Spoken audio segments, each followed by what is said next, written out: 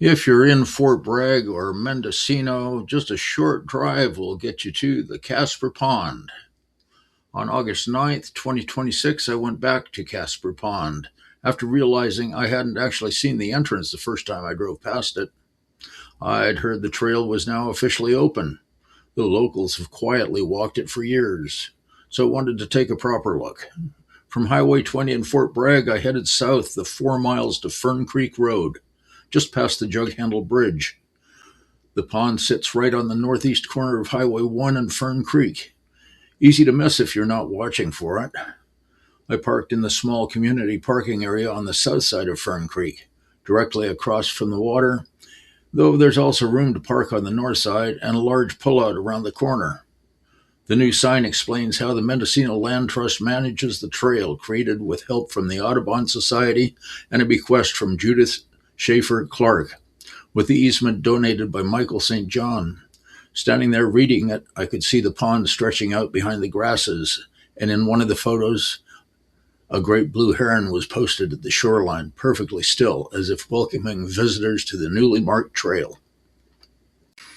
It had been more than 20 years since I last stood at Caspar Pond, back when I was here with a birding class, timed perfectly for the height of shorebird migration. The pond was busy then, full of movement and calls, and I remember spotting a tall sandpiper-type bird with bright yellow legs. I asked the instructor what it was. He told me it was a greater yellowlegs, the first I'd ever seen. Coming back today, the scene was quieter, but still full of life. Swallows were working the air over the water. A great blue heron stood at the shoreline. White-crowned sparrows moved through the brush along the trail. Even after 2 decades, Caspar Pond remains a reliable place to find birds, and walking the officially open trail brought back the same sense of discovery I felt the first time I came here. The pond itself is small, and the trail that circles it is a simple mowed path, not a constructed or packed trail. It feels more like walking a meadow edge than a formal loop, with uneven ground and a few soft spots where the grass holds moisture. The walk around the pond is short, about a third of a mile, but it gives a full view of the water, the reeds, and the open pockets where birds tend to gather. It's an easy loop to follow, quiet and close enough to the shoreline that you can see movement on the water without disturbing anything.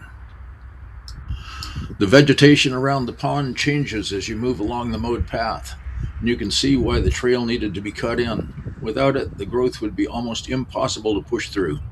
Blackberries run thick along sections of the shoreline, their canes arching out into the open space and catching at your sleeves if you get too close.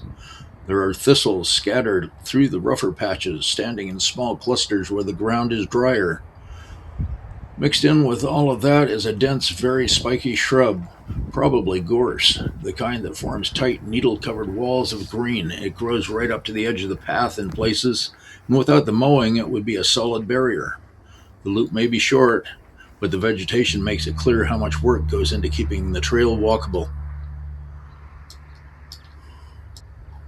All in all, the pond is absolutely worth visiting. The loop is an easy walk over mildly rough ground, nothing difficult, just uneven in places where the grass and soil shift underfoot. There are no benches, no tables, no built structures of any kind, just the mowed path, the water, and whatever wildlife happens to be moving through at the moment. Yeah, it's simple, quiet, and natural, the kind of place where you notice birds because there's nothing else competing for your attention. Thanks for walking with me, and if you haven't subscribed and want to for free, just click on my picture at the end of the video.